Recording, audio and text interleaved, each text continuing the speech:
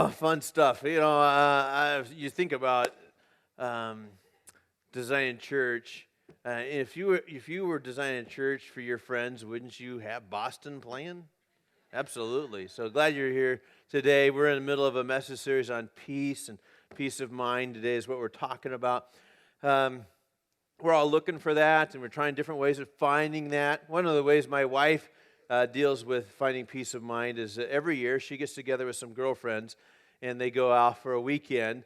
And it's a thing that she's been doing for a dozen years, I suppose, now, with 8 girls from her college days at Nebraska Christian College. All these gals are pastors' wives, and which is unusual. I mean, crazy fun party time, I'm guessing. But for Linda, it's an incredible experience as they reconnect with God and with each other in ways. And it's unusual for pastors to be in the ministry that long. And it can be a hard and lonely place for pastors' wives especially. And for them to be able to have each other and connect. So every year they've been getting together, and usually they go to North Platte, Nebraska, because there's a Bible camp. If you ever go out on I-80 at North Platte, there's a big cross out there, Maranatha Bible Camp. They oftentimes go to Maranatha and have a great time. 4 of them are from Nebraska area, and then 4 are from Colorado, so they just kind of meet in the middle. Well, last year they came to Omaha and got to see people's churches and homes and that kind of stuff, and so they said, we want you to come out to Colorado. And so they're in Colorado Springs. I got a call from Linda last night that, she said that Diane wanted to show them to this area of Colorado, and where the aspen are all turning and everything's really pretty. And so she said, we go up this road, back this way. We can get in. Well, they came up, and it's a national park. So there's this sign and things that says no, due to things. So the 8 pastors' wives broke in and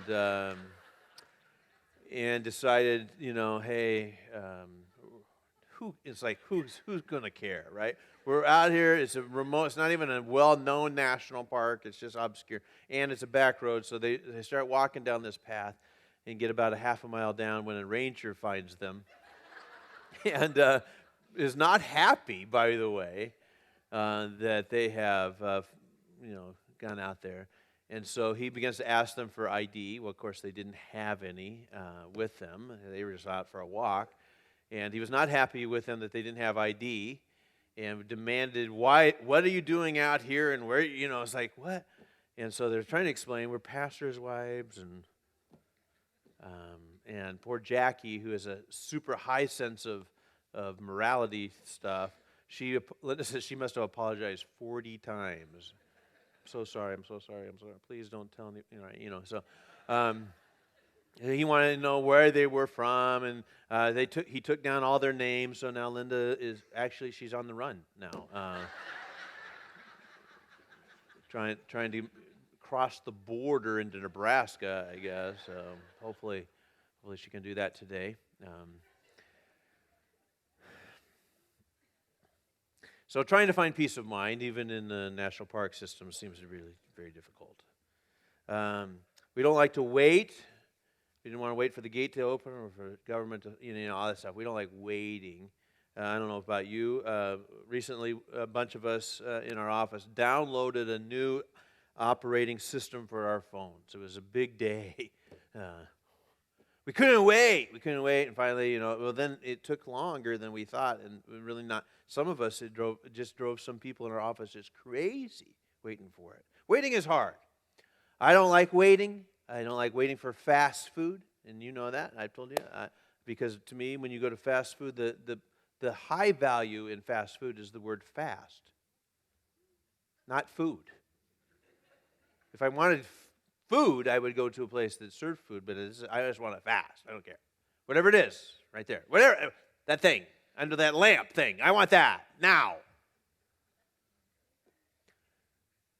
Probably the absolute worst place is Verizon. I hate waiting at Verizon.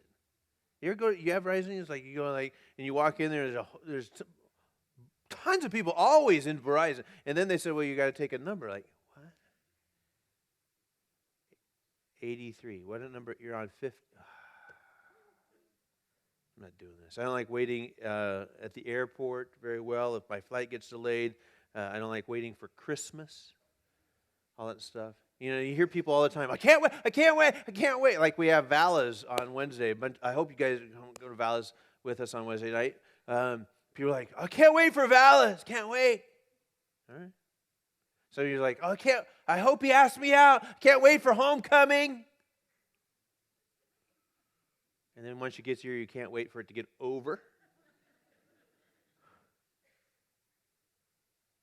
No one likes to wait. In our fast food, text messaging, microwavable world, we hate waiting. And so into this restless culture that we find ourselves in, we struggle finding peace at all. Our hearts are restless, our minds are restless, and we know very little about peace of mind. So we want to hear from the Lord today, so let's take a look at Psalm 37, 1 through 11. Don't worry about the wicked or envy those who do wrong. Okay, don't do that. For like the grass are soon fade, and spring flowers are soon going to wither. So trust in the Lord and do good. Then you will live safely in the land and prosper. So if you want to live safely in the land and prosper, you trust in the Lord and do good. Take delight in the Lord, and He will give you your heart's desires. Commit everything you do to the Lord. Trust Him, and He will help you. He will make your innocence radiate like the dawn.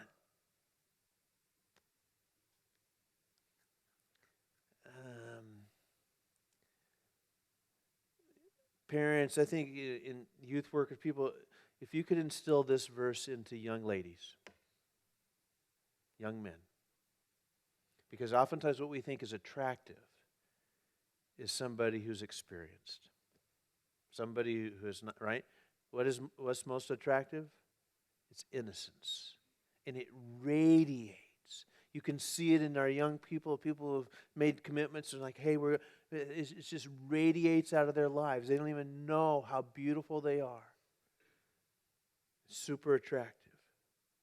He will make your innocence radiate like the dawn, and the justice of your cause will shine like the noonday sun. Be still in the presence of the Lord and wait patiently for Him to act. Don't worry about evil people who prosper or fret about their wicked schemes. Stop being angry and turn from your rage. Do not lose your temper. It only leads to harm. How many of us are poster childs on that one? How many of us? Do not lose your temper. Only leads to harm. For the wicked will be destroyed, but those who trust in the Lord will possess the land. Soon the wicked will disappear. Though you look for them, they will be gone. The lowly will possess the land and live in peace and prosperity. The problem with waiting, especially waiting on God, is that God rarely seems to be in a hurry. Have you ever noticed that God's not in a big hurry? He's always on what? And so we're just like, well, how come, we wish God would just hurry up. It rarely goes well when I'm impatient. And it rarely goes well when I'm impatient with God. In our culture, we think waiting means wasting. If I'm waiting, I'm wasting my time. Like we're in Nebraska and it's the winter time and we drive a rear-wheel drive car and there's 4 inches of snow on the road and we have to go up just a little hill and we just spin our tires. Or we get in the ditch and we can't get out. That's how we feel our life is. But in God's way of thinking, that waiting is still moving forward. Waiting is not like, hey, I got a couple of big decisions. I think I'll just take a nap. That's not waiting. Hey, I got a big thing going on. Monday is a big decision day. I think I'll just sleep in on Saturday, not worry about nothing, eat Twinkies and have a football game. And, that's not really waiting either. So he says, trust in the Lord. In verse 3, trust in the Lord and do good. In the Old Testament, we learn about the active waiting life of Joseph. Joseph had everything going for him. He was young, handsome, good-looking. In fact, and he had a good coat. His dad loved him a lot. In fact, his dad loved him more than the other boys, which ticked off his brothers. And so much so that they beat him up and then sold him as a slave.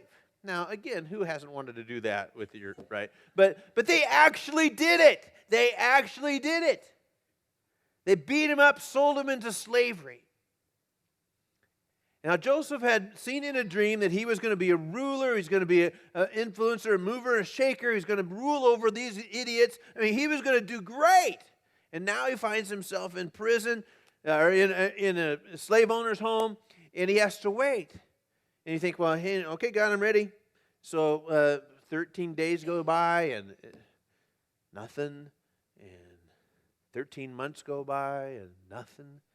And 13 years later, 13 years of waiting and doing good. So in the meantime, while he was a slave, he began to say, you know what, I'm going to work hard for my owner. And he got promoted during that time. In fact, the owner trusted him with everything, even trusted him with his wife. So when the owner's wife said, hey,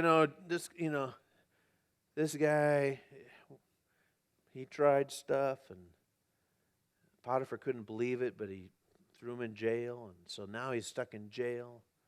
And it's like, what am I going to do now? And he begins to work hard in jail and gets promoted in the jail system, so that when one day some guys said, the Pharaoh had a dream, and you know how the story, it all works out, where Joseph becomes second in command, probably the most powerful man on the planet at the time, in charge of the whole nation of Egypt.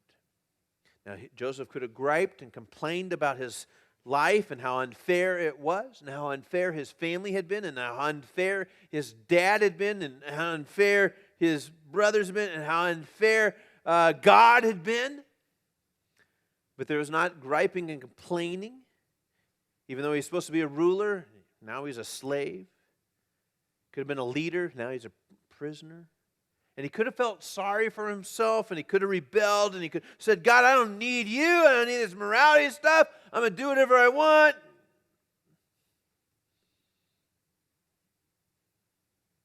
He could have, but he didn't. And he continued to trust the Lord, and he did good. And he made a difference in the slave owner's home, and he made a difference in the prison system. And he kept on doing the righteous thing. You may be unfulfilled in your work right now, and you think there's got to be better options, and you're praying for better options, and there's no doors opening up, and you've looked for a while, and you've been patient, and you've waited, and you've patient, and you waited, and you're about to say, maybe this God stuff doesn't work. I'm not getting any answers. I'm not getting any help. I'm just going to walk away for a while. I'm frustrated with God. And so you're just even now unemotional or unproductive and unmotivated at work. And you say, I don't want to do it anymore. The principle is this: while you're waiting, do the right thing. Because if you don't do the right thing, you will miss out on the peace of God. And you look up for opportunities where you will be able to do the right thing. And when you do that, it's amazing the doors that begin to open up in your life. Micah 6:8. No, people, the Lord has told you what is good, and this is what He requires of you: to do what is right, to love mercy, and to walk humbly with your God. To do what is right. There are going to be days in your life when it doesn't seem crystal clear. It doesn't seem that God's will is just right there. What does He want me to do? He just says, I want you to do what is right. I want you to become right people. Righteous people. Don't take matters into your own hands. Don't get frustrated. Don't throw in the towel. Cultivate faithfulness in your life. Most of us at this time, we get frustrated with God. We lose patience with God. We begin to gripe and complain about our lot in life. And we say, God, please just rescue me out of this whole dumb thing. And God says, well, I think you still got a trust issue. I think you still, why would I get you out of this? Because you haven't learned to trust me now. Why would I give you better stuff later? Psalm 37. Put your hope in the Lord. Travel steadily. Steadily, right? Not quickly, just steadily along His path. He will honor you by giving you the land. You will see the wicked destroyed. Psalm 37:4, take delight in the Lord, and He will give you your heart's desires. Now, usually we flip that one upside down. We say, like my heart's desire, and I will be happy with you then, God. You give me what I want. I like you. I'll show up to worship. I might even give a little bit. You help me out. I'll help you out. You scratch, right? I'll help, right? How am I supposed to delight in you if you don't give me my desires?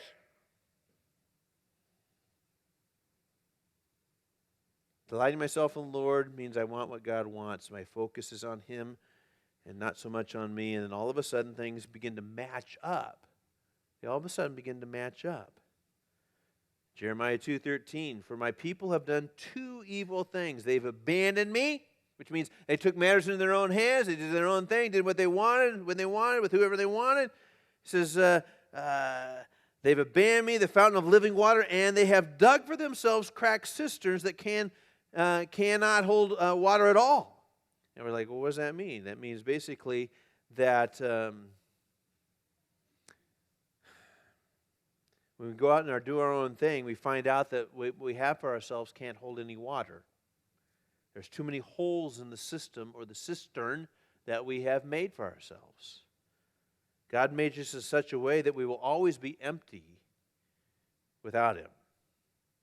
Louis Giglio said, the great danger we've faced is the danger of being incredibly dependent on God when we need an answer, and then becomingly, amazingly independent once He gives it to us.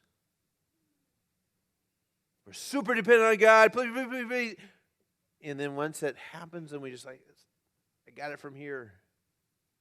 I got it from here. Have you ever been whitewater rafting? I like to do that. I've done that a few times. I love the big rivers and the power and the speed of that whole deal, and it's just fun.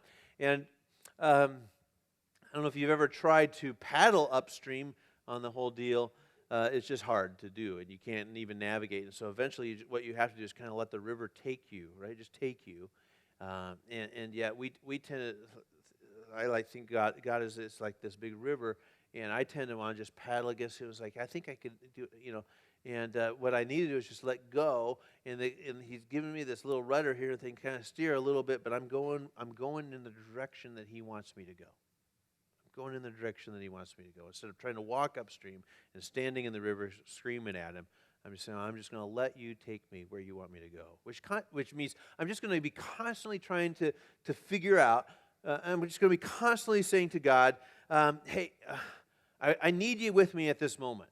For instance, tomorrow you might have a meeting at 3, and it's a big deal, and there's going to be a person there that pushes buttons that just every time you make some suggestion, it's just negative, and it's biting, and it's degrading, and you just can't stand him, or you can't stand her, and you just say to God, going in there, I want to do the right thing in this meeting today. I want to do the right thing. Typically, when I've been in that, I've lost it. I've lost my temper. I've lost my influence. I've lost a bunch of. I don't want to do that. I don't want to be that kind of person. And help me just trust You during this time. Maybe you have a date this weekend, and you're really looking forward to it because it's been a while, and you're like, really, really, really want to do the right thing in this relationship thing. I've messed it up myself. I've taken matters into my own hands. I've not trusted You on the whole relational thing. It's not going so well, and I've stood against You when I thought I knew how to do it. And I want You to take me. I want You to take me there. Maybe you're sitting with a bunch of your friends this weekend. The cooler comes out, it's a football game, and you've been sober for 2 weeks. And you just say, God, I want to do the right thing. I want to do the right thing. It's just those moment-by-moment trusting things, right? It's those moments, and by the way, that's when we find the peace of God. It's not in the moments where I decide to take matters into my own hands. It's the moments when I release and say, okay, God, I'm going to do the right thing. You help me with this because I trust You. I'm going to take delight in You, and You give me the desires. I'm going to take delight in You. I'm going to do what You want me to do. moment by moment. Psalm 24. Only those whose hands and hearts are pure, who do not worship idols and never tell lies, they will receive the Lord's blessing and have a right relationship with God, their Savior, right? And just think through that. So only those whose hands and hearts are pure, who aren't worshiping gods that don't make any sense, and who are honest people. Those are people of peace, really is. Proverbs 3. Trust in the Lord with all your heart. Do not depend on your own understanding.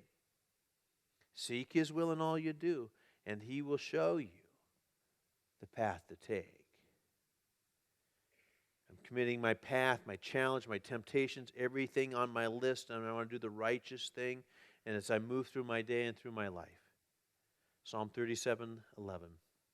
The lowly will possess the land and live in peace and prosperity. Now, we don't really like that. That doesn't make much sense in our fast-paced world of dog eat dog, strong survive, survival of the fittest world. And this doesn't make any sense. The lowly will possess, or the word would oftentimes be translated the meek. The meek will possess the land. And again, we don't like the word meek because we think that must mean weak. Meekness does not mean weakness. Meekness is strength under control. And it's oftentimes, and again, that's why he says the meek are going to inherit the earth. We oftentimes think, no, it's the strong, it's the powerful, it's the popular, it's the best looking, it's the people with money. And by the way, there's just not a lot of those people. There's not. We think, well, the best and the beautiful and the brightest and well, what about us? That leaves most of us out, right? It just leaves most of us out. The lowly will possess the land. The lowly will. Without meekness, it's very difficult to be in any kind of relationship. It's very hard to stay married without humility. It's very hard to be in a relationship without humility. Without meekness, we're going to struggle. Certainly with God, because we don't think we even need Him. Peace is the blessing of the man and the woman who is completely controlled by God. For in His service we find freedom, and in doing His will we're going to find peace. Maybe right now God is speaking to you, and maybe He's saying to you, can you sense that you're missing out on my peace? Oftentimes when we think about God, we think we're missing out. We're like, missing out on that, missing out on that, missing out on that. And so what we miss out most of the time when we decide to go our own way is we miss out on the peace of God. We miss out on the peace of God. Yeah, but I'm not getting, right? And that's that whole patient thing. So you're going out on a date this weekend, and he's like, what should be the first thing I'm thinking about? You're so hot. No, I don't think. She's hot. Love is what? You know it. What is it? Love is not blind. Love is patient. It's patient. We're thinking, God, in your wisdom and in your peace in this whole deal, what is love going to be? What's this going to look like? It's all going to be about patience. I don't want to wait. I don't want to wait. I'm not waiting. Why do I have to wait? Yeah, I guess you don't have to, but you won't understand peace. You're not going to understand peace. You're not going to understand the incredible beauty that comes with innocence. How attractive that is. I don't want to wait.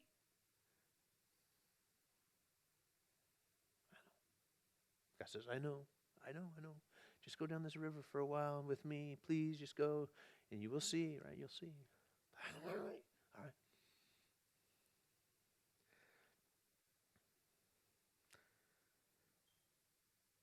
I hope that you can sense how much love that God has for you.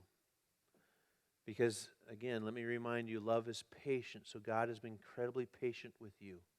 Incredibly patient. It's been 2,000 years since Jesus died. Right? Right? That's a long time. And for some of you, He's waited an awful long time for you to come to this moment in this place at this time, and maybe for you to say to Him, and I'm tired of going my own way and doing my own thing, and I have very little peace of mind. I'd like you to take control. I'll jump in the boat, but I want you back there with the rudder thing, and I'll just float. And He's been incredibly patient with you, right? And He still will be, because He loves you.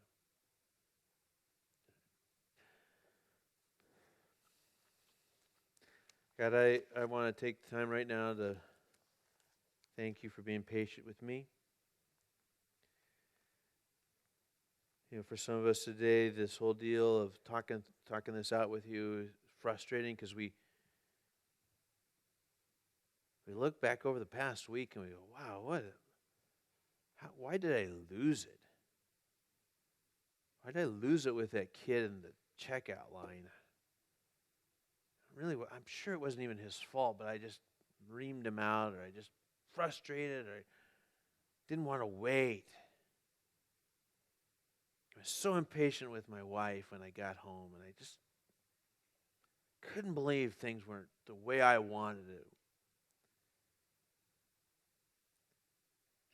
Or I just reamed him out from tired of waiting. Where did that come from, God? I don't want that in my life. I hate that gut-wrenching feeling that comes from not being at peace. It's so hard to sleep, and it's so hard to function at times. So here we are in this moment. We paused for a little while, an hour out of our lives, to do our best to decompress and breathe, and we need to release some stuff here. And so here we go. We're going to wait for you. We're going to wait and listen and quiet our hearts and our souls. We want to do the right thing. When we're waiting, we're going to do the right thing and become the people. We're just going to become the right person. All right. We'll listen now. In Christ's name.